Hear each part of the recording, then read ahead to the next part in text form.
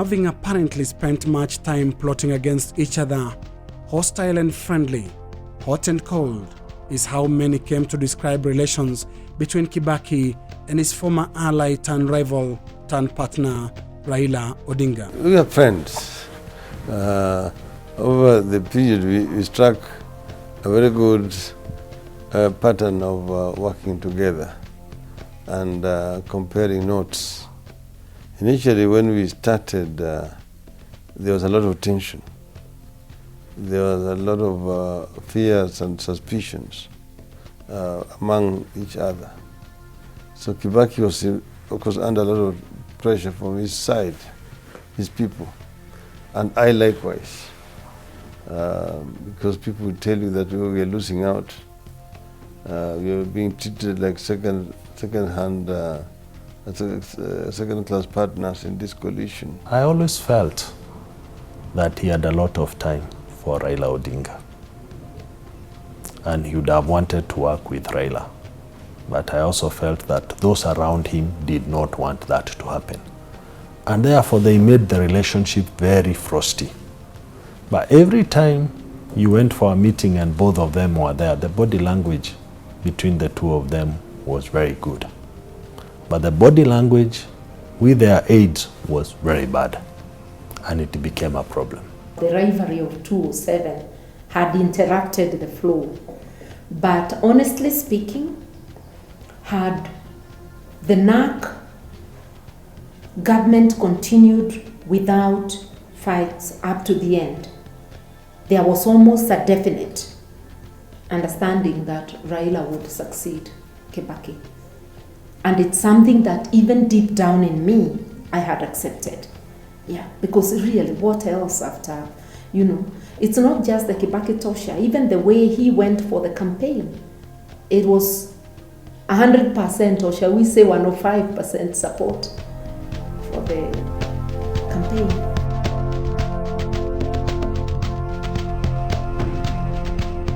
That Kibaki survived the collapse of the NAC coalition in 2005 and an election in 2007 brought out an element of the ultimate survivor in a man that was once referred to as the gentleman of Kenyan politics.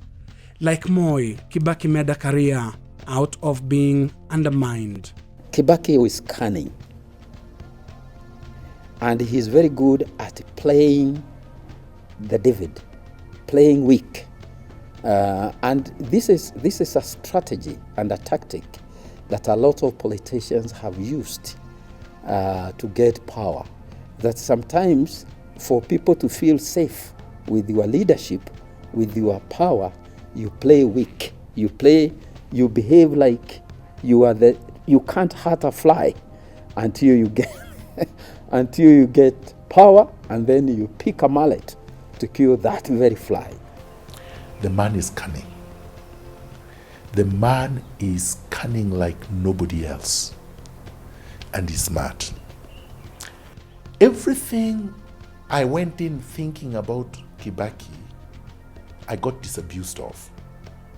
Every rumor, every speculation, every story I had, that Kibaki is on medication, he's barely functioning, he's not, all wrong.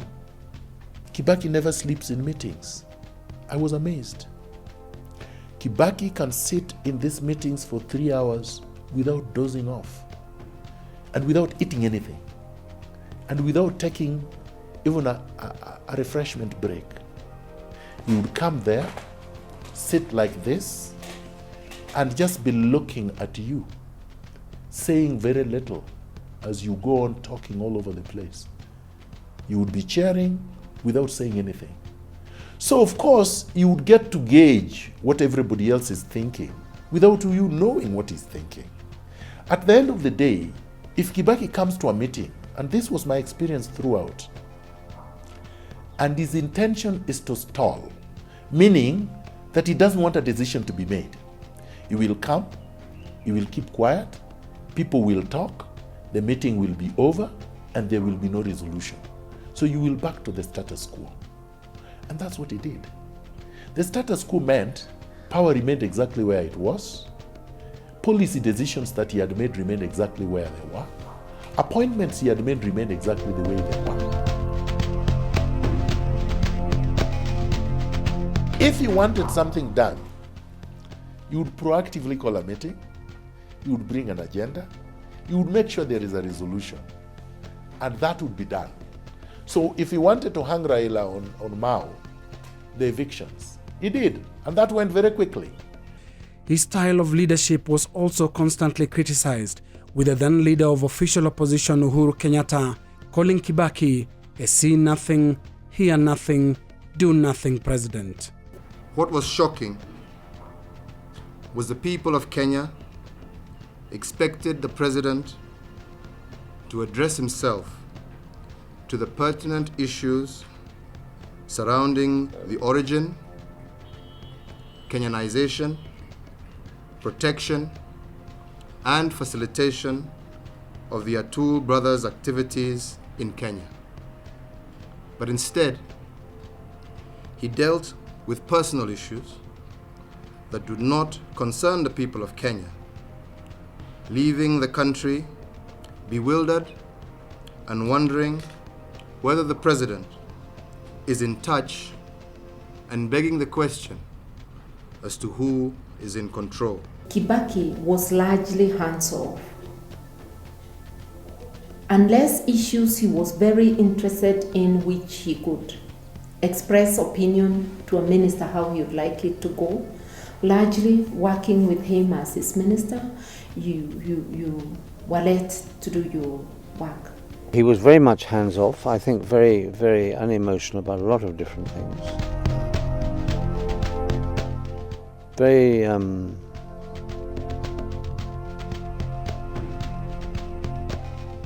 a very difficult person to feel as a human being. But then that hands-off had its own drawback because it made civil servants feel the vacuum. And there will be that unseen hand which you will understand to be the president's, yet he has not expressly told you so. I had no difficulty with the civil servants because I used to tell them, if the president has directed you to tell me, put it in writing. You see, nobody will put it in writing if they have not been told. Kibaki is interesting because I used to disagree with him many times. Because if you want power, go for power, no half measures. So one of his members of Central Province, the Matiba, used to hire the Nation page, full page, describing as a coward general. So I used to tell him, Mr. Chairman, I think the time has come that we must blast Matiba, at least for us, to give us a breathing period. But he was not controversial. Kibaki, I like to compare him with a queen bee. Queen bees believe, and they are made to be worked for. They are fed by all the other, by the entire colony of bees. There are bee soldiers who will die for the queen bee.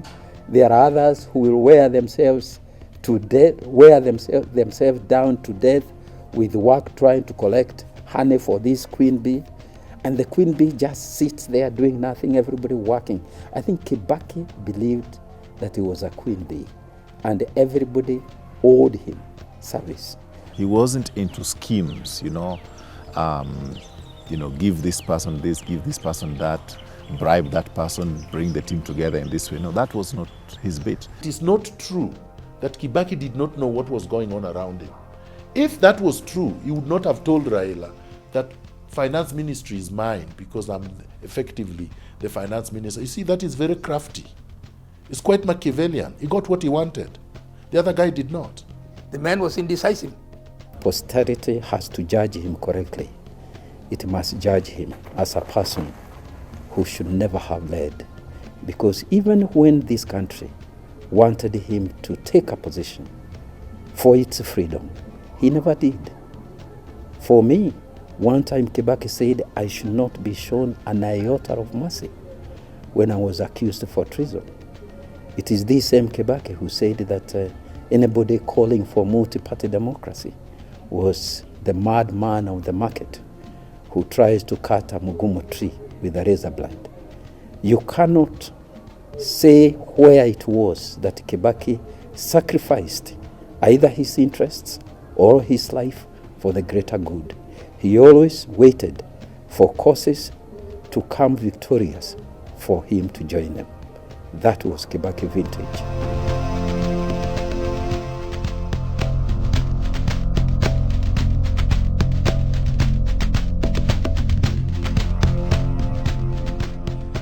Post-election violence in 2007 to 2008 sticks out as the lowest moment for Kenya under Kibaki's reign. But it is the handling of the investigations and particularly the involvement of the International Criminal Court, ICC, that may haunt Kibaki as an issue of leadership failure. The indecisive coalition played a bystander as the ICC aggressively investigated the post-election violence, ending up in the indictment of 6 Kenyans, including President Uhuru Kenyatta and his deputy, William Ruto. The ICC in Kenya, I normally say, is something that should never have been there. Ocampo took opportunity of a weak government to come into Kenya. Weak, why? Because we are an undivided government. You know, the government was divided. And that's how Ocampo found his way. Because we are under a weak government, which was not even able to take a position to explain the international community as to the reality of the Kenyan politics, how the situation was in the country. On this ICC case, with respect to having a local tribunal, Kibaki even cast his vote in government, in parliament. He actually went to parliament and cast his vote because the numbers were so critical that he went as a member of parliament for Othaya and cast a vote for the establishment of a local tribunal. But we have to accept the fact that the country was very divided. Even the members of parliament from Central Province, given the bloodshed that they had seen in Rift Valley, given the emotions that were there amongst their constituents, they rebelled for their own reasons. Members of parliament from Rift Valley, they rebelled. They have been blaming Parliament, the National Assembly. I think that is a cop-out. The two principals were taking contradictory positions, so they were neutralizing each other. That was the problem. They were neutralizing each other. Unfortunately, the emotions were very, very high, and there was so much distrust. And there were also those who felt that the ICC, and they genuinely felt, you can't blame them, they genuinely felt that the ICC process was because of being out of this country and because of what we had gone through in the past. They were very, very convinced, sincerely convinced that that was going to be the best process. Unfortunately, a lot of them did not know how it was going to turn out. I mean, who would have thought that the current President Uhuru Kenyatta, was going to be named as one of the key suspects? Raila said that he cannot trust the judiciary. Our parliament itself went to the extent of saying that they cannot trust the judiciary, but they can trust ICC. To me, that was actually even treasonous. It was a treason. The ICC question not only became the most divisive political issue in the country, but also a decisive one in the election of the year 2013. After considerable hesitation, Uhuru Kenyatta stepped into the presidential race late in the year 2012. He teamed up with fellow Crimes Against Humanity suspect William Ruto to form a politically lethal electoral partnership that revolved around the numerical size of Uhuru's Kikuyu tribe and Ruto's Kalenjin ethnic bloc. Some analysts termed the partnership a tyranny of numbers.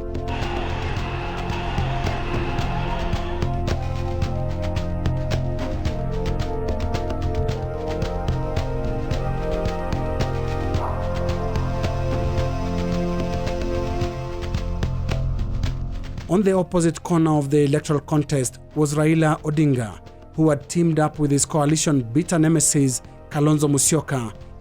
But the tight contest saw Uhuru being declared winner with just over 50% of the vote, and the Supreme Court confirming the result in the election of Uhuru Kenyatta as the fourth president of Kenya.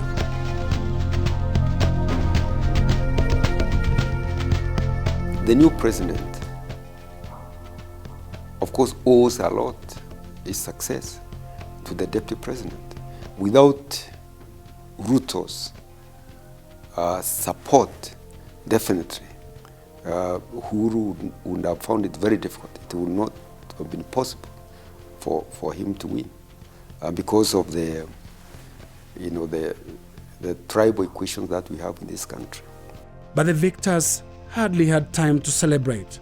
As indictees of the International Criminal Court ICC, due process was to shortly call and announce itself as the nagging headache of their 5-year term. The ICC dilemma Kenya is in was foreseeable. So let's not play surprised. It was there before the general elections. The only regrettable thing happening is that it's now taking center stage instead of issues to do with why the executive is in power. It has posed so many intractable problems. Because if they cooperate and they are acquitted, they will come back much, much stronger, and it will be good for the country. But if one or both are convicted, and I'm not saying they will be, then you can see the kind of turmoil it will bring, economically and politically. I think, we as a country should do more to say to the ICC, look, you've let this thing drag on too long now.